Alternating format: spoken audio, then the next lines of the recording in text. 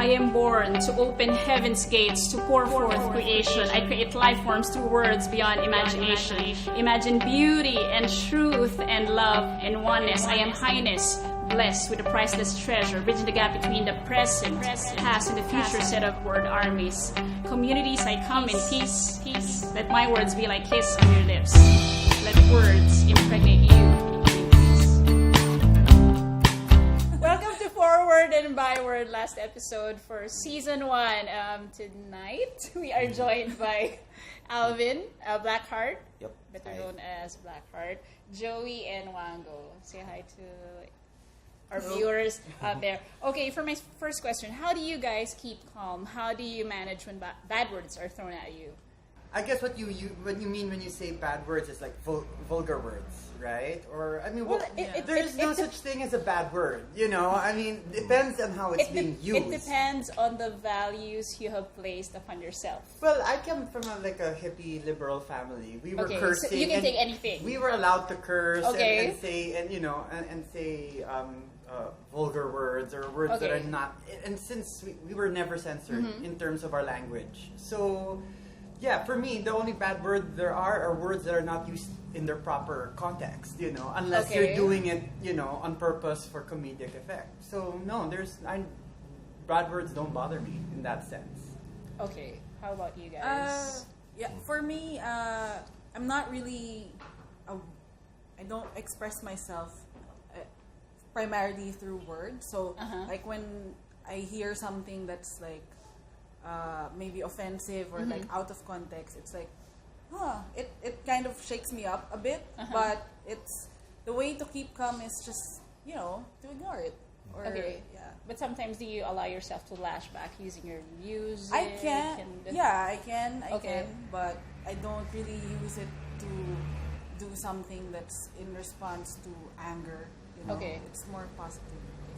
Okay, you came from a very Catholic background. Yes, in my case, in my case, I'm a guidance counselor by profession. So it's all about modeling, right use of words, using kind words, words that heal or encourage, uplift. But yeah, I guess in my line of work, sometimes I also encounter people who would get to your nerves sometimes. So I guess I use poetry. I run to my journal, write something down, kill the person with my words, and that's it. And, annihilate them. Annihilate them in the pages of my journal. But yeah, I guess in my line of work, you have to really show the kids that you pay a person's harsh words with kindness and so it's difficult sometimes, but most of the time it's worth it, naman. Yeah, you have to consider like teaching proper values to your students. Yeah. Have you guys ever been untrue to your words? That's really fun. Have you guys ever said something you did not actually mean? Or written something? Written, probably not, especially since writing is my profession. And lately, in the past year or two, I've been writing reviews. So there's no space for being untrue. What about your creative writing? Poetry? No, I think the reason why you get into it is to explore the different truths that are out there. I think if you're out and out intended to write a lie or a falsehood, it kind of goes against your creative energy. I mean, even if it's fiction or if you're fictionalizing an event, it has to hit the truth. That sort of thing. So, no, I don't know if... and the truth is something that's also, other than, vulgarity and a free speech, the truth was something always that was very important in my family.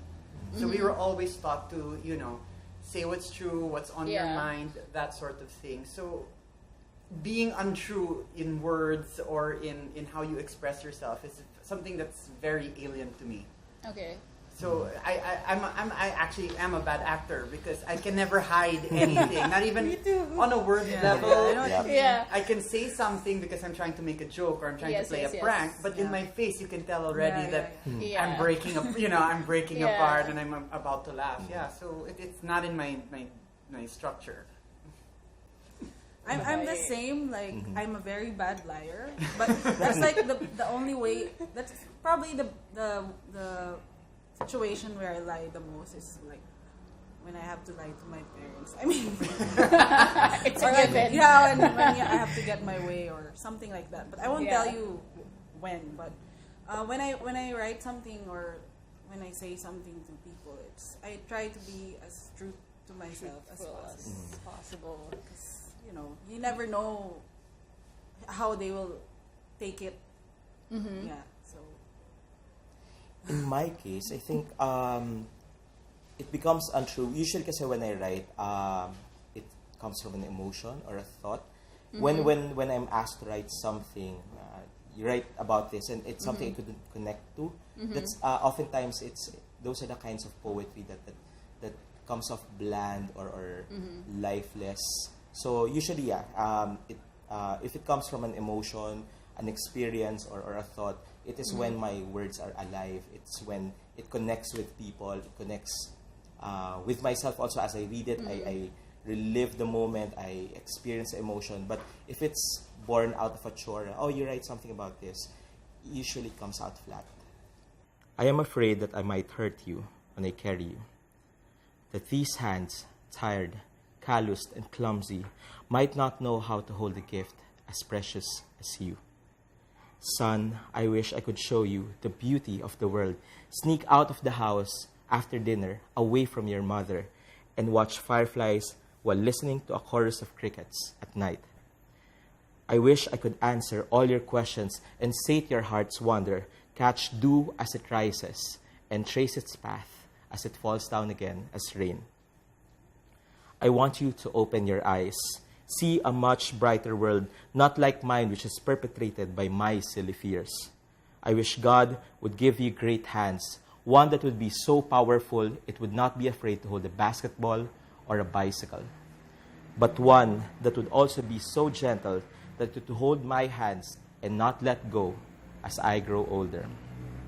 How I wish, as you grow older, to give all of these things to you.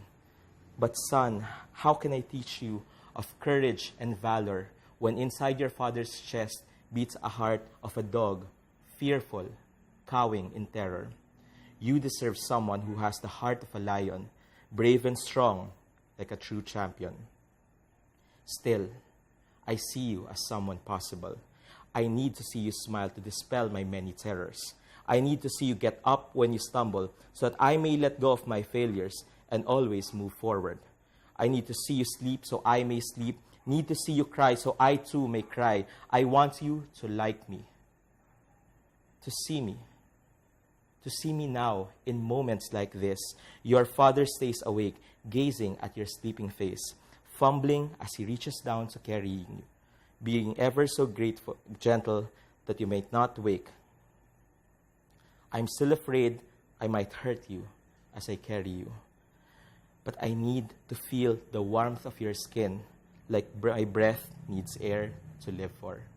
You wrote that for your son, future son. Actually, it's funny because I wrote that for a future son, but I'm not yet married. Yes. I have a kid. An appeal to my newborn. It's for my future son, but I guess it's true in the sense that I connected to my students right now that. Being careful and that anxiety of having to take care of a kid and dreaming about the things that you would do together as they grow up, the things that you would teach him, the things that you would be doing together. I guess while I am not yet a father, I'm connecting it with my students who right now I have around 371 of them. Okay. Yeah. Do you think you're ready to have a child anytime soon? Because it's like the concept of The Secret. The more you talk about it, I don't know. Yeah, I don't know. I don't know if I'm ready, but I would really love to have a kid and a wife someday. Oh, wow. Yeah. So sweet of you.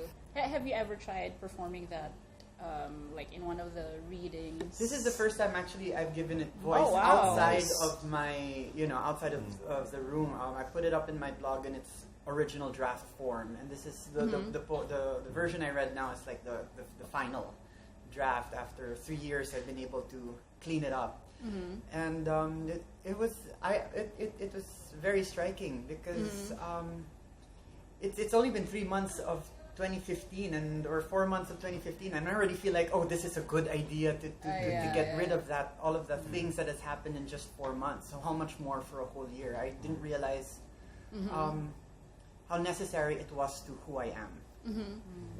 Shed. I walk to the hilltops and greet the coming of dawn with open eyes, palms facing the sky, held breath, and hair tousled by the wind. My fingers turn crooked, turn sharp, like hooks that I dig into my skin, ripping away at the layers of me as I walk forward towards the coming light. I tear off from me the smoke and the grime and the smog that sticks to my flesh. I rip from my belly the tiredness of the commute, the waiting in trains and taxicabs, and the phone calls to customer service representatives and the angry words that come with it, the rush and the panic of the impending deadline and the hours spent typing away, a whirlwind of letters, cigarettes between sentences, and the sigh of relief when it's done. I tear away from my nape the ache and pain that comes from anticipation, eyes on the phone waiting and waiting for this that does not come. I leave behind my shaved head, unanswered friend requests on Facebook, the unretweeted tweets, unfinished glasses of rum coke, unused foreign currency, and unfulfilled promises over emails. I leave a trail of all of last year behind me, a pathway 365 days long. Stripped of the year that was, I stand naked, covered in the scabs from the shedding, renewed, almost newborn, almost innocent, almost pure, almost hopeful. I am washed in light. The sun has risen.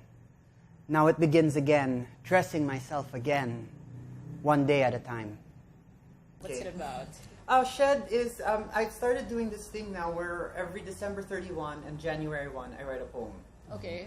So I'll have my end of the year, beginning of the year poem. Okay. And it's always about letting go of things or that sort of thing. And I think Shed is the first December 31 poem. That's the start of my tradition. This is a 3-year-old poem, if I'm not mistaken. And it's about me letting go and ripping off all these things. What did you decide to let go of? That was a difficult year because I had just gotten back to the city. I was in the province for 2.5 years, getting better. I was very, very sick, and I had to get better for 2.5 years. I got back into the city. I got back into this whole circle of life, urban life, routine of working. After 2.5 years of doing nothing, and it wears down on you. So I was just getting rid of all the things that were dragging you down. It's just everything of that year, just letting it go. And I was using the skin, all of that is like something that you wear. The whole day, what all the anger and the frustrating things that happen to you on that day, you wear it and you keep wearing it as you go through the year. And at the end of the year, you rip it all out. But it's a violent action. It's not, like things that you have to let go. It has to be fast and deliberate. During your performance, did it actually make you feel a bit uncomfortable in doing that, like exposing yourself? Oh no, no, I don't know. I guess when you're doing anything that's personal work, artistic work, whether it's music or poetry or whatever, you are exposing yourself. Yes. Ever since I started to realize that when I ever first got published as a writer for anything, an essay that I had written in newspaper, I realized I'm living my whole life naked, pretty much, because everything's out there. And the thing about the printed page or words out there in the public eye, they can always come back to it. They can always look at you, and that's a record. So it's like I've been naked for the past 20 years, Were you ever afraid of being judged? The only thing I was afraid, not so much as being judged, I was just afraid that I was bad. Okay, yes. At some point, I think I'm a people person. I'm empathic, and I'm very sensitive to other people's, and I realized what I'm going through, you're going through in a different fashion. We all have the same, emotions, feelings, intentions, motivations. It's just a little different. The details are different. So if you're judging me, you're also judging yourself. So that saved me, that kind of mirror helps image. me. Speak of a verse you understand truthful and helpful to humanity. It's very difficult for me to remember all my poems, but there's only, of all my pieces, there's only one that I memorized because it's only 4 lines. So it's really easy to remember. And it's the first poem that was like recognized and acknowledged as a poem by my teachers back in school. So I feel like that's my first actual when was poem. this? This was in 1999. Wow. When this poem, and the last line, the title is "In Love Like a Fish," and for me, I guess the verse, the final line is, "Remember, I am best eaten raw." Okay. And I guess that's like true, because it's like when you remove all the things about who we are, and like, it's don't fry us, don't bake us, don't cover us, no sugar coating, no nice plating or whatever. The real taste of the meat is as how we are. I mean, that's the sort of thing. So and the fact that I remember, it's the only poem of mine that I actually can remember from beginning to end. So because it's only 4 lines. And I think in my case, it's not really a full stanza, or it's just one line. And I remember this was, it's funny because one of the lines that's in my poem is actually from my psych professor, Dr. De Guzman from UST. I remember he was really angry at that time because we weren't listening, and he started scolding us at the top of his voice. He was saying, "What are you doing? How can you be good psychologists when you don't know how to listen? You have to listen to what the other person is not telling you. Listen to what the other person is not telling you." And I actually kind of connected to what Wanggo said earlier, that basically we go through the same stuff. We have our own struggles, and we have our own battles, so you can't really judge people for this person is spoofy, or because we have our own battles, and we have to respect that that person is living out his life the best way that he can. And I guess what we're really here for is really to extend a helping hand and be able to help that person. And in my case, I'm doing that for my students and their families. And if I am able to listen to what my students are not telling me and actually decipher it and then use it to help that kid, then wow. Did you guys know that he can actually read through people's, micro expressions? You're into that. It's wonderful, because it's like words can only do so much. Yes. Words can only articulate so much. Yes. And then it's the choice of words that you use. Because I took a lot of classes in semantics and semiotics, which is all about choice of words, the structure and placement of words in sentences to be able to discern meaning. So sometimes someone can say something to me, and I'm like, why did he use that word in particular? Oh goodness, he's going to fire me, for example. Or because he used that word instead of this one. And that's how I do things.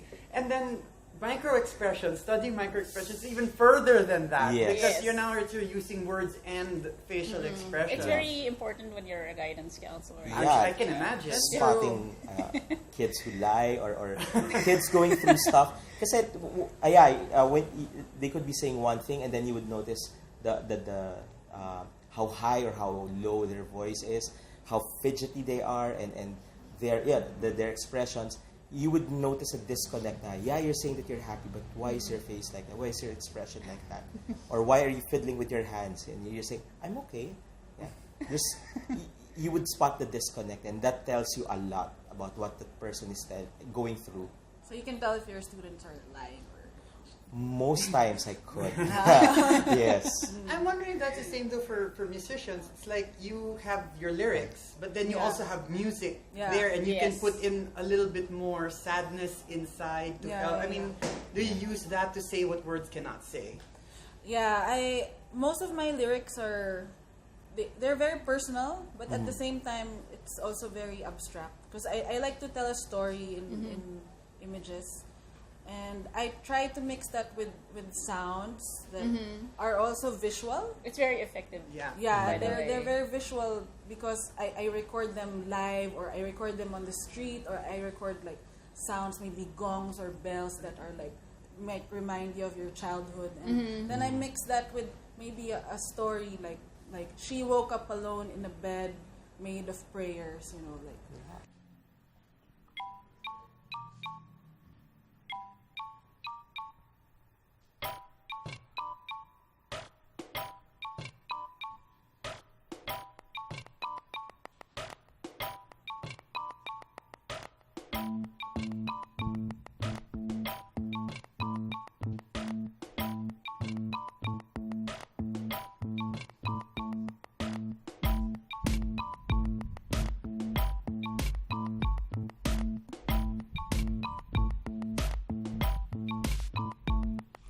Tapos na ang lahat, wala na tayong masasabi.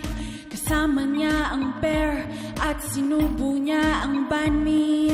Sinubo niya ang banmi. Sinubo niya ang banmi. Sinubo niya ang banmi. Sinubo niya ang banmi.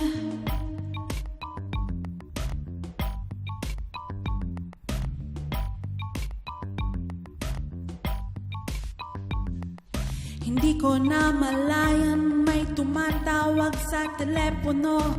Kinakabahan, kinakabahan, kinakabahan ako. Kinakabahan, kinakabahan, kinakabahan ako. Kinakabahan, kinakabahan, kinakabahan ako.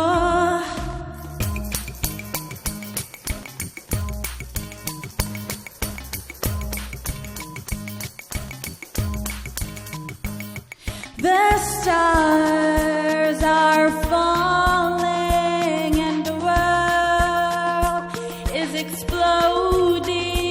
The stars are falling and the world is exploding. Tapos na ang lahat, wala na tayong masasabi. Kasama niya ang pear at sinubo niya ang banmi. Sinubo niya ang banmi. Sinubo niya ang banmi. Sinubo niya ang banmi. Sinubo niya ang banmi. Hindi ko na malayan, may tumatawag sa telepono. Sinisigawan, sinisigawan, sinisigawan ako. Sinisigawan, sinisigawan, sinisigawan ako. Sinisigawan, sinisigawan, sinisigawan ako.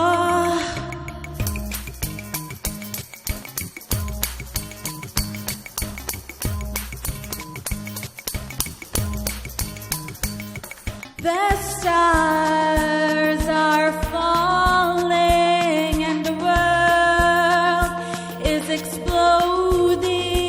The stars are falling and the world is exploding.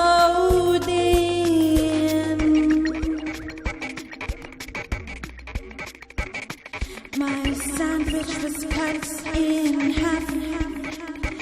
How could you do that? My sandwich was cut in half. How could you do that? My sandwich was cut in half. How could you do that? How could you do that? How could you do that? The stars are falling and the world is exploding. The stars are falling and the world is exploding. The stars are falling and the world is exploding.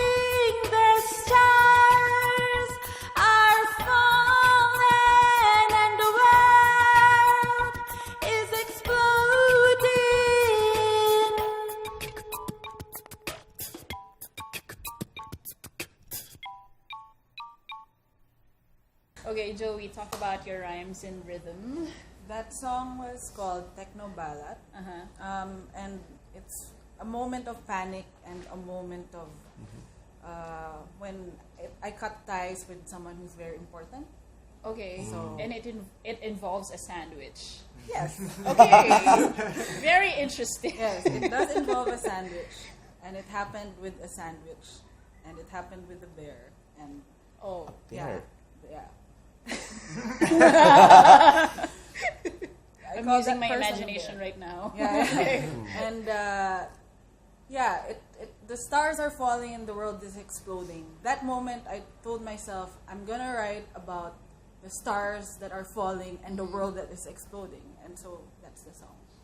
It was how it was the first time I wrote it. I love it, by the way. It's very catchy. It's still in my head. Yeah, it's being inside my head right now.